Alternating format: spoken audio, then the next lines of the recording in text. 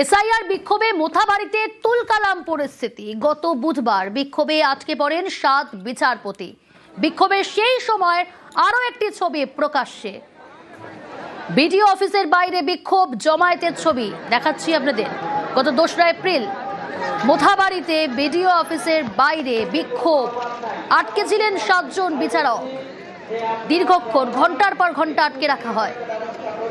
গত বুধবার রাতের ঘটনা।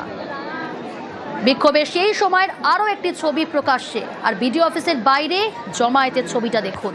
বিক্ষোভ, বাইরে এই ছবি, আর বিডিও অফিসের ভেতরে 7 জন বিচারক আটকে ছিলেন।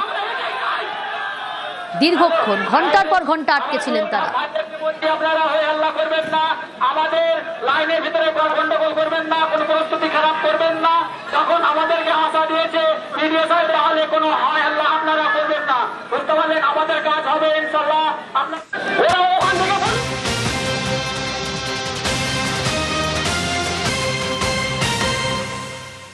মোথাবাড়ির ঘটনায়, অর্থাৎ গত বুধবার রাতে যে ঘটনা ঘটেছিল, একটু আগে যে ছবিটা, এই যে ছবিটা আপনারা দেখছেন, যে জমায়েত, যে বিক্ষোভ বিডিও অফিসের বাইরে, সেই বিডিও অফিসের বিডিওকে জিজ্ঞাসাবাদ, কালিয়াচক 2 এর বিডিওকে জিজ্ঞাসাবাদ এনআইএ।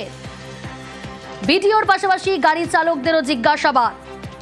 কি জিজ্ঞাসাবাদ করা হচ্ছে আরো ডিটেল জানবো। সরাসরি রয়েছে প্রতিনিধি সান্নিক। মোথাবাড়িতে গত বুধবার রাতে যে জমায়েত বিডিও অফিসের বাইরে, যে ছবিটা দর্শকদের দেখাচ্ছি আমরা, বিক্ষোভ এবং দীর্ঘক্ষণ ঘন্টার পর ঘন্টা 7 জন বিচারককে আটকে রাখা হয়েছিল, সেই ঘটনার বিডিওকে জিজ্ঞাসাবাদ।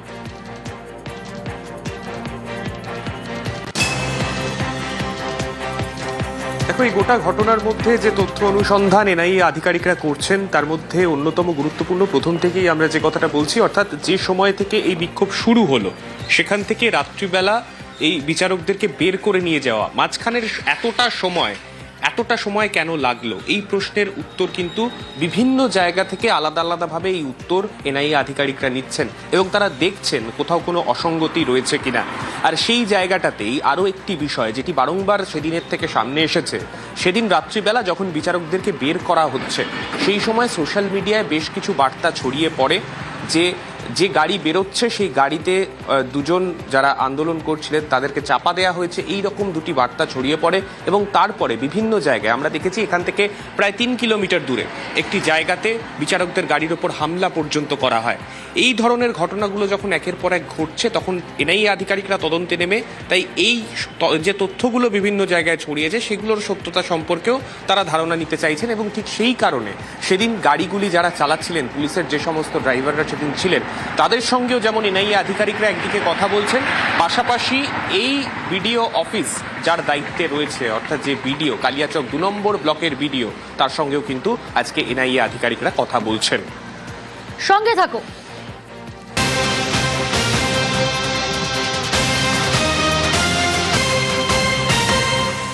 মোথাবাড়ির ঘটনায় আগে গ্রেপ্তার 35 জন, আরো গ্রেপ্তার করা হলো। কতজনকে গ্রেপ্তার করা হলো, কোথা থেকে গ্রেপ্তার সান্নিক?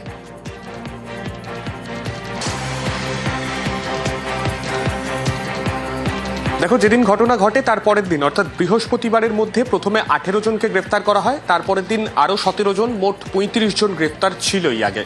আজকে ভোররাতে আরও 2 জনকে মোথাবাড়ি থানা গ্রেফতার করেছে, তেমনটাই জানতে পারা যাচ্ছে।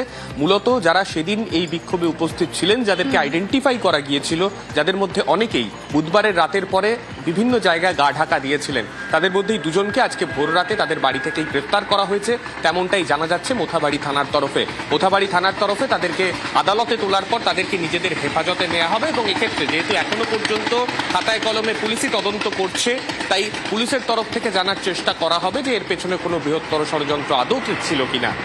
বেশ।